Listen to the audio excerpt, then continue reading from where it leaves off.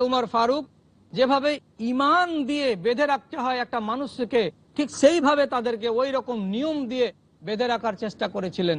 অনেকগুলো নিয়মের কথা ইতিপূর্বে আমি আলোচনা করেছি। তার ভেতরে সবচাইতে গুরুত্বপূর্ণ একটা কথা আমি বলছি যে কোনো সৈনিক, যে কোনো আমলা, যে কোনো কর্মচারী সম্পর্কে তিনি তাকে দায়িত্বে নিয়োগ করার আগে তার সম্পত্তি সম্পর্কে একটা তথ্য নিয়ে নিতেন। ধরুন একজন সৈনিক ইসলামী মুজাহিদ হিসাবে যোগ দেবেন কাজে।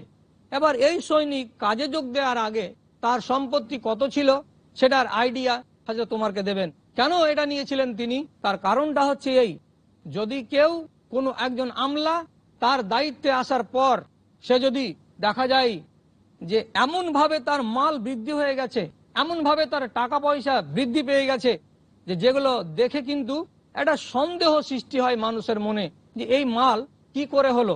তাই হযরত উমর বলতেন, আমি প্রত্যেকের ওই পরিমাণ আমি জেনে নিতে চাইছি যে কাজে যোগ দেওয়ার আগে তার কাছে ছিল। সেটার খতিয়ানটা যদি আমার কাছে থাকে তাহলে দেখব যে 12টা মাসে বেতন বাবদ এত টাকা পেয়েছে, তার ভেতরে কত টাকা জমা আছে আর কত টাকা সে পরিবারের উপরে খরচ করেছে। তাহলে এইখান থেকে একটা হিসেব পাওয়া যাবে। আর যদি দেখা যায় একদম কোনো মানানসই নয়, ও অমার্জিতভাবে বেড়ে গেছে এমন টাকা পয়সা, তাহলে সেখানে জানতে হবে যে এই আমলার দ্বারাই নিশ্চয় কোনো না কোনো কারচুপি হয়েছে। তার জন্য তিনি এত কঠোর আইন রচনা করেছিলেন। আমি কঠোর বলছি কেন, মানুষের দিক দিয়ে দেখে বলছি কঠোর, কিন্তু এই আইনটা কিন্তু অরিজিনালি কঠোর নয়। এটা হচ্ছে একেবারে ইনসাফের ভিত্তিতে তৈরি করা একটা আইন। কেন? যদি হযরত উমরের আইনটাকে আজ দুনিয়ার যত রাষ্ট্রনায়ক আছেন তারা যদি নিজেদের রাষ্ট্রের হিতে এটাকে গ্রহণ করে নিতেন, তাহলে পরে এই দুনিয়ায় আমরা কত যে সুখী হতাম। আর এই দুনিয়ায় প্রজাদের মধ্যে হাজার হাজার লোক যে না খেয়ে মরে যাচ্ছে, এই না খেয়ে মরে যাওয়া লোক থাকতো না।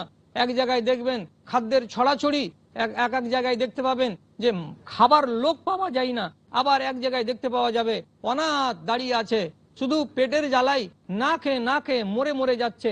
এমনও তামাশা এই দুনিয়ায় দেখতে পাওয়া যাচ্ছে। তাহলে এটা কেন হচ্ছে?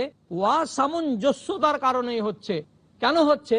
এই জন্য যে কেউ সরকারি মালকে অন্যায়ভাবে টেনে নিয়েছে, আবার কেউ তার নিজের ন্যায্য পাওনাটা পর্যন্ত অর্জন করতে পারেনি বলে কেউ ভুকা মরে যাচ্ছে, আর কাউরি মাল